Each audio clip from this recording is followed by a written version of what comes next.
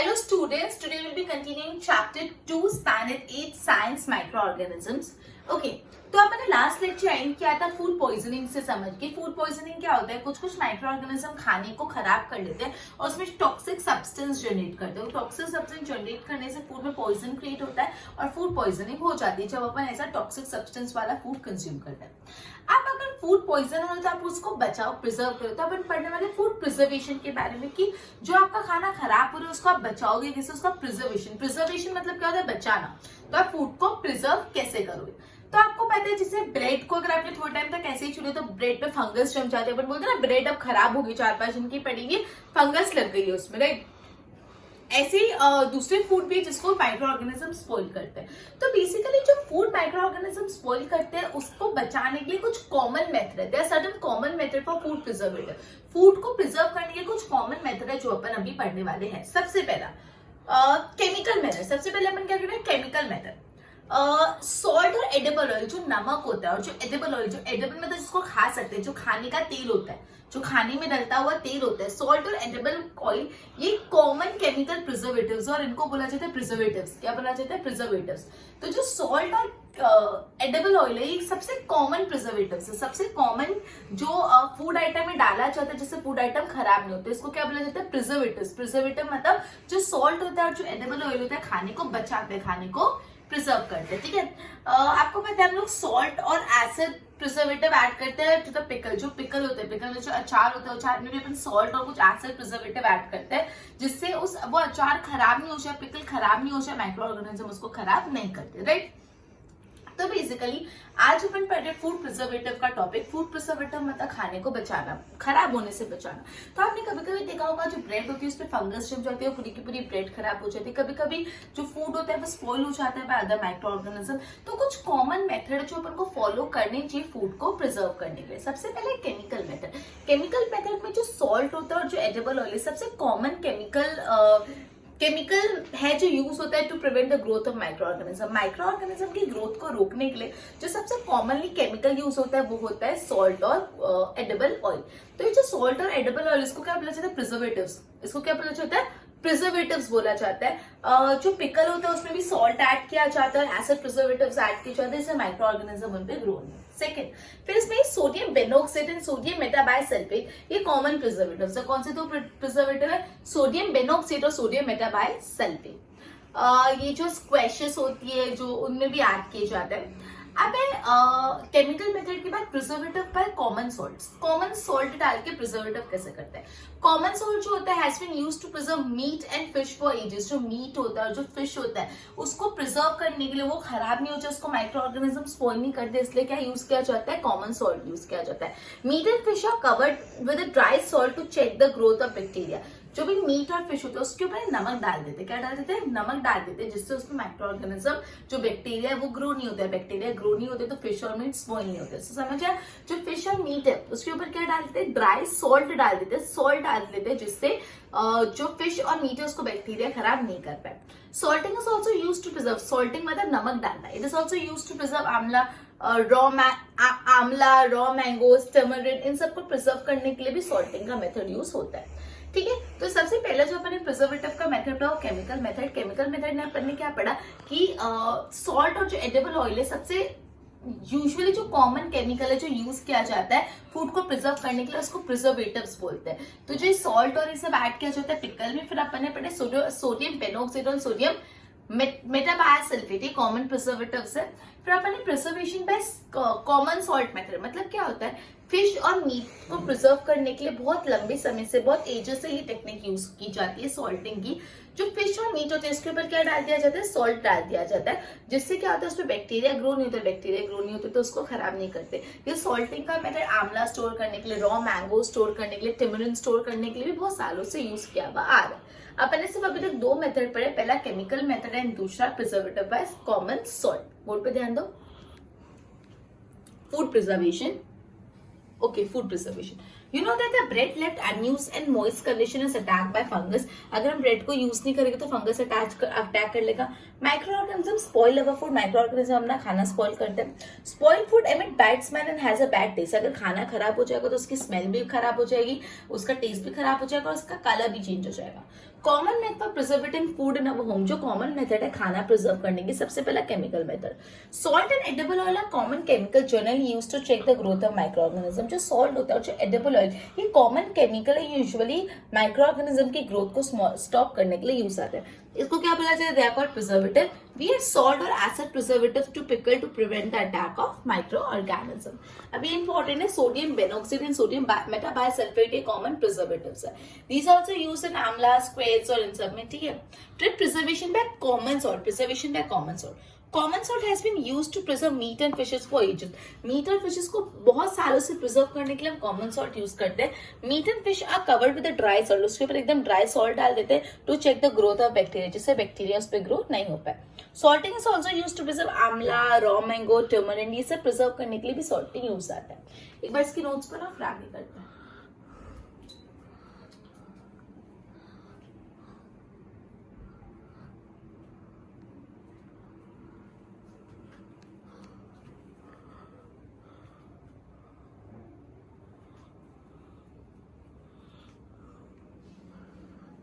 Next जो method है preservation का, वो है प्रिजर्वेशन बाय शुगर। अपन ने पहला मेथड पढ़ा केमिकल मेथड, दूसरा पढ़ा preservation by common salt and अब थर्ड पढ़ रहे preservation by sugar. Sugar add करके आप कुछ कुछ फूड आइटम को प्रिजर्व कर सकते हो, जैसे जो जैम होता है, जेलीज होता है, स्क्वैशेस होता है, उनको प्रिजर्व करने के लिए क्या यूज होता है? शुगर। अब शुगर बेसिकली क्या करता है? जो मॉइस्चर कंटेंट कम कर देता है। मॉइस्चर कंटेंट जो मतलब नमी होती है, नमी को कम कर देता है। और जो मॉइस्चर कंटेंट कम हो जाता है तो ऑटोमेटिकली बैक्टीरिया वहां पे ग्रो नहीं करता। बैक्टीरिया ग्रो नहीं करते तो वो फूड को स्पॉइल नहीं करते, ठीक है। वापस प्रिजर्वेशन बाय शुगर। शुगर से आप कैसे प्रिजर्व कर सकते हो? शुगर से कैसे प्रिजर्व कर सकते हो? तो यूजुअली जो जैम होता है, स्क्वैशेस होते हैं, जेलीज, वो शुगर डाल के प्रिजर्व किया जाता है। जैसे ही शुगर डालोगे ना तो शुगर से जो मॉइस्चर कंटेंट है वो रिड्यूस हो जाता है। मॉइस्चर रिड्यूस हो गया मतलब नमी चली गई, मतलब जो थोड़ी बहुत गिलाहट थी, पानीपन था, वो रिड्यूस होगा। मॉइस्चर जब निकल गया तो बाकी मॉइस्चर रिड्यूस होने से क्या होता है? जो बैक्टीरिया की ग्रोथ रुक जाती है। बैक्टीरिया की ग्रोथ रुक जाती है तो माइक्रो ऑर्गेनिज्म फूड को डैमेज नहीं करते। नेक्स्ट है preservation by oil and vinegar. अब आप ऑयल और विनेगर डाल के भी फूड को बचा सकते हो। जैसे यूजुअली जो पिकल होता है, पिकल को अच्छे से ऑयल और ये डाल के प्रिजर्व किया जाता है। जो वेजिटेबल्स होते हैं, फ्रूट्स, फिशेस, मीट, ये सभी यही प्रोसेस से प्रिजर्व किया जाता है। Next, last, the most important अभी मैं करा रही, अपन एक 4 अभी तक पढ़े। पहला पढ़ा प्रिजर्वेशन केमिकल मेथड पर। केमिकल मेथड में आपको सॉल्ट डालना था और एडिबल ऑयल।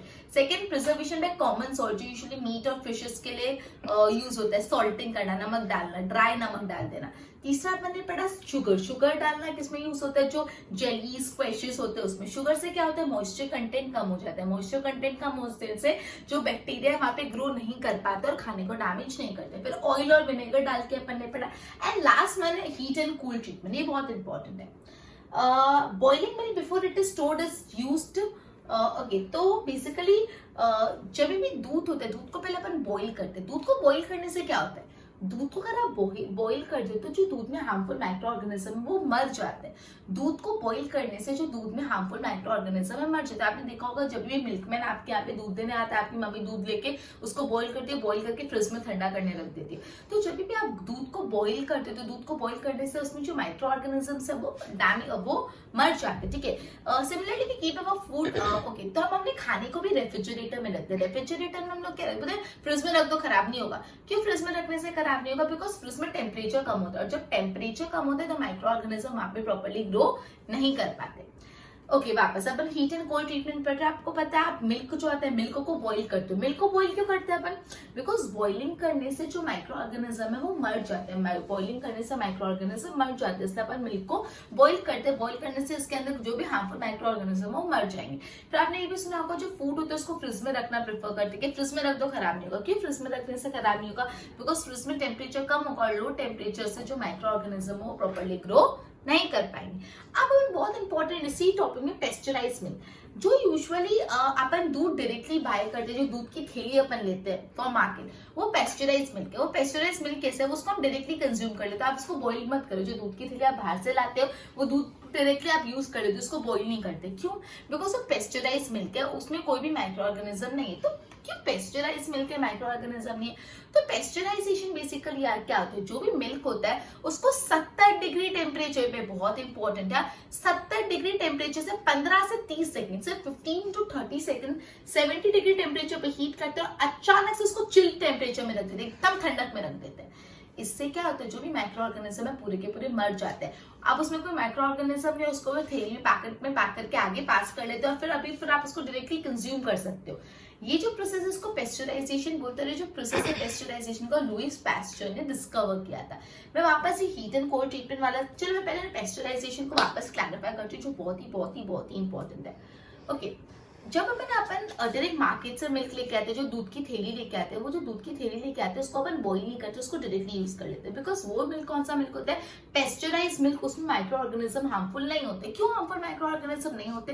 बिकॉज वो पेस्चराइज मिल्क है। पेस्चराइज मिल्क बनाने के लिए क्या करना पड़ता है, आपको मिल्क को पहले 70 डिग्री टेम्परेचर, 70 डिग्री बहुत ही ज्यादा टेम्परेचर होता है, आप उसको 70 डिग्री टेम्परेचर पे 15 से 30 सेकंड से, कितना इंटरवल, 15 से 30 सेकंड 70 डिग्री टेम्परेचर पे मिल्क को हीट करो और फिर अचानक से इमीडिएटली उसको चिल कर दो, मतलब एकदम ठंडक में डाल दो, फ्रीज कर दो, एकदम चिल कर दो उसको। इससे क्या होगा, जो भी माइक्रो ऑर्गेनिज्म वो मिल्क में वो पूरे के पूरे मर जाएंगे। और ये जो प्रोसेस है 70 डिग्री पे हीट करना, 15 से 30 सेकंड पे सडनली चिल करने डाल देना, इस प्रोसेस को बोलते हैं पेस्चराइजेशन।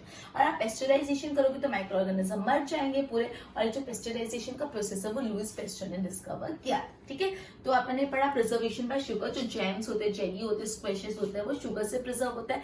शुगर का काम क्या होता है, जो भी फूड आइटम है उसका मॉइस्चर कंटेंट रिड्यूस कर देना। जब मॉइस्चर कंटेंट रिड्यूस कर लेते हैं तो जो बैक्टीरिया है वो आप ग्रो नहीं कर पाते, और अगर बैक्टीरिया अच्छे से ग्रो नहीं कर पाते तो मतलब फूड डैमेज नहीं होगा।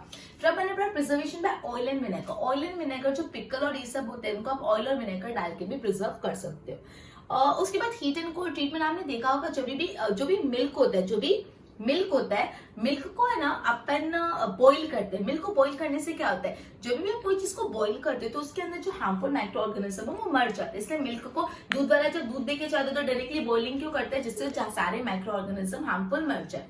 अब है ना खाने को जो फूड आइटम होता है उसको अपन है ना फ्रिज में रखते हैं। फ्रिज में क्यों रखते हैं, बिकॉज फ्रिज में टेम्परेचर कम होता है और लो टेम्परेचर से ग्रोथ ऑफ माइक्रो ऑर्गेनिज्म कम हो जाता है। फिर अपन ने पढ़ा जो अपन डायरेक्ट मार्केट से मिल्क लाते हैं वो मिल्क को बॉईल नहीं करते, बिकॉज उसमें कुछ माइक्रो ऑर्गेनिज्म नहीं होते। क्यों नहीं होते, बिकॉज वो मिल्क पेस्चराइज मिल्क होता है। पेस्चराइज मिल्क बनाने के लिए क्या करने का, मिल्क को पहले 70 डिग्री टेम्परेचर पे हीट करने का फॉर 15 to 30 सेकेंड्स और इमीडिएटली फिर उसको चिल करने, ठंडा करने रख देने का। ठीक है, और फिर उसको आगे बेच देना, आयरन पैकेट्स में डाल के जाने देने का। ये प्रोसेस को पेस्चराइजेशन बोलते हैं। इस प्रोसेस से सारे हार्मफुल माइक्रो ऑर्गेनिज्म मर जाते हैं और ये जो प्रोसेस है लुइस पैस्चर ने डिस्कवर किया था।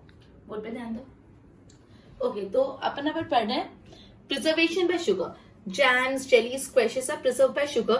Sugar reduces the moisture content. Sugar का काम क्या होता है? It reduces the moisture content which inhibit the growth of bacteria which spoil the food. Basically, sugar क्या reduce करता है? Moisture content reduce करता है और moisture इससे क्या होता है? जो growth of bacteria रुक जाता है. Now preservation by oil and vinegar. Use of oil and vinegar preservation spoilage of the food became better. Cannot live in such environment. Okay, उसके बाद heat and cold treatment. Boiling milk before it is stored is important. जब भी आप खाने को boil करते हो, sorry milk को बॉईल करते हो, इससे क्या होता है? Boiling kill many micro organism. Boiling से माइक्रो ऑर्गेनिज्म मर जाते हैं. Similarly we keep our food in the refrigerator. क्यों खाने में रेफ्रिजरेटर में रखते हैं? Because low temperature inhibit the growth of micro organism. जब टेम्परेचर कम होगा तो माइक्रो ऑर्गेनिज्म की ग्रोथ ऑटोमेटिकली कम हो जाएगी. Pasteurization milk can be consumed without boiling as it is free from harmful microorganism. जो pasteurized milk है आप उसको डायरेक्ट कंज्यूम कर सकते हो without boiling because उसमें कोई भी harmful microorganism नहीं है. Milk is heated at about 70 degree Celsius पे हीट करा जाता है for 15 to 30 second and then suddenly chilled. उसको immediately चिल करके स्टोर कर दो. ये जो प्रोसेस है उसको पेस्चराइजेशन बोलता है. ये पेस्चराइजेशन का प्रोसेस लुइस पैस्चर ने डिस्कवर किया था. राइट, एक बार इसके नोट्स बनाओ.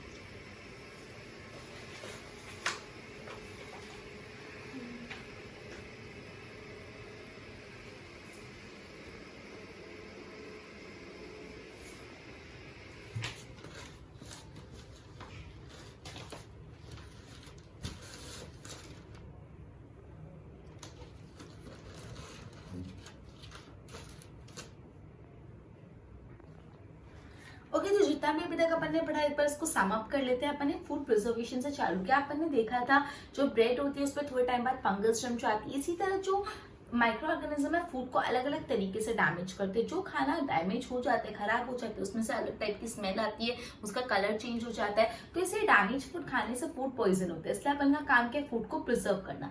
अपन ने फूड प्रिजर्वेशन के अलग अलग टेक्निक पढ़ी, जिसमें सबसे पहले टेक्निक पढ़ा केमिकल मेथड। केमिकल मेथड में बेसिकली जो सॉल्ट होता है और जो एडिबल ऑयल होता है वो सबसे कॉमन केमिकल होता है जो फूड को प्रिजर्व करने के लिए यूज होता है, और इनको बोलते हैं प्रिजर्वेटिव्स।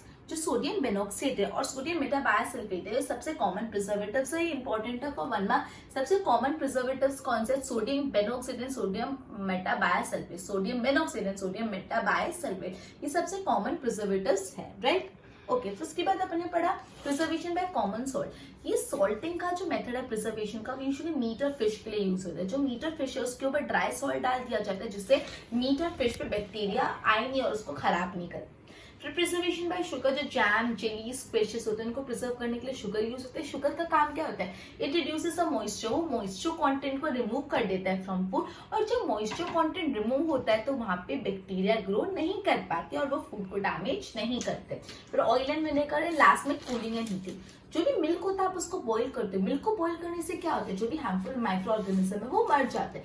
सिमिलरली जो भी फूड आइटम है आप उसको फ्रिज में रखते हो, फ्रीजर में रखने से क्या होता है, फ्रिज में रखने से टेम्परेचर कम हो जाता है, और जब टेम्परेचर कम होता है तो माइक्रो ऑर्गेनिज्म ग्रो नहीं कर पाते। फिर अपन ने पढ़ा जो पेस्चराइज मिल्क होता है उसको आप विदाउट बॉइलिंग यूज कर सकते हो, बिकॉज उसमें कुछ भी हार्मफुल माइक्रो ऑर्गेनिज्म नहीं होते। क्यों? बिकॉज जो पेस्चराइज मिल्क है उसको आप पहले मिल्क को 70 डिग्री टेम्परेचर पे हीट करते हो 15 से 30 सेकंड तक, और फिर इमीडिएटली उसको ठंडा करने रख देते हो, जिससे वहां उसमें से सारे माइक्रो ऑर्गेनिज्म मर जाते हैं, और ऐसे मिल्क को बोलते हैं पेस्चराइज मिल्क। ओके, और ये जो पेस्चराइजेशन का प्रोसेस है वो लुइस पेस्चर ने डिस्कवर किया था। ओके, अपना लेक्चर यहाँ पे कंप्लीट होता है। Goodbye everyone.